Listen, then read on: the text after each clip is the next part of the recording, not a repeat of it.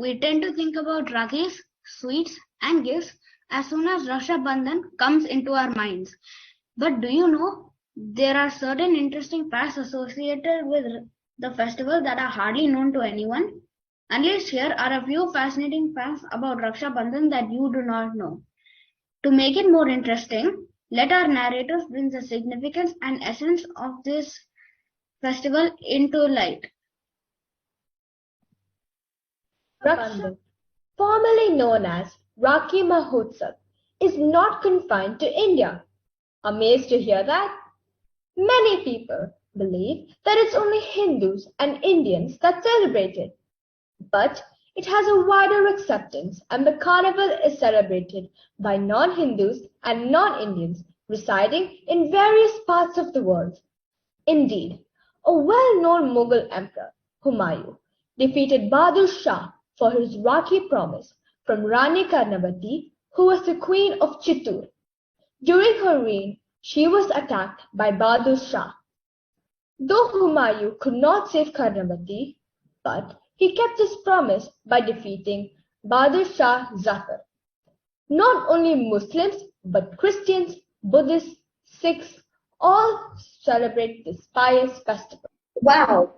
But to my surprise, it is said that Rakhi Mahotsav was started by Rabindranath Tagore, known for the national anthem, as a poet, as a Nobel Prize winner, and as a story writer.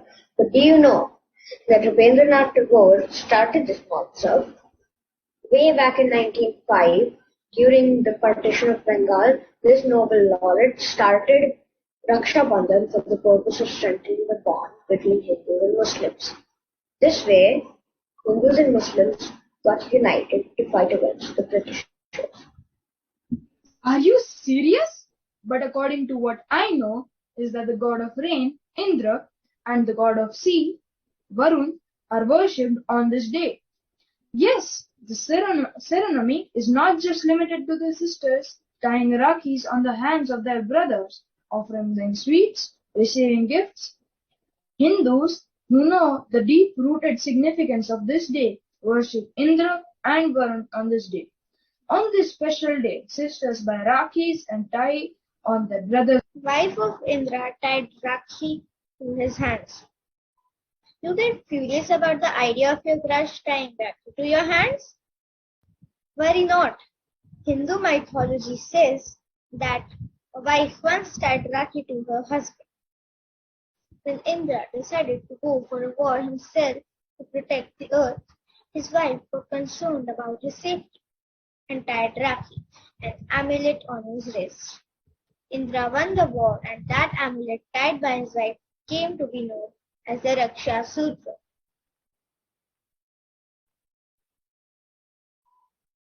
In Rajasthani tradition, Rakhi is tied on sister-in-law's hand. Marwari and Rajasthani do this. Both Rajasthani and Marwari women tie Lumba Rakhi on the wrist of the sister-in-laws. They believe that the brother's wife is the one who takes care of him and his well-being. So, it is the duty of sisters to tie this finest thread on the wrist of their brother's wife. Wait. My mother does the same to my aunt, but she is neither Marwari nor a Rajasthani. This is the beauty of humanity, to adapt and follow whatever we like from each other's culture. Okay, now let me tell one more story. Alexander the Great was once saved because of Rakhi. When he invaded India, he was shaken by the fury of Pandava King Porus. Alexander's wife sent a scattered thread to Porus, asking for a husband's protection. During battle, when Porus was about to give a final blow to Alexander, he saw the Rakhi on his wrist and refrained from hitting him personally.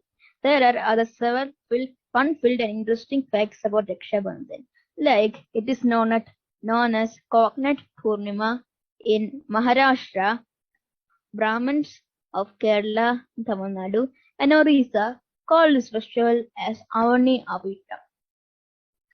There is so much associated with a single celebration. No doubt we are the ones on the peak of diversity. Thank you everyone for joining us. May you have a fun-filled festival.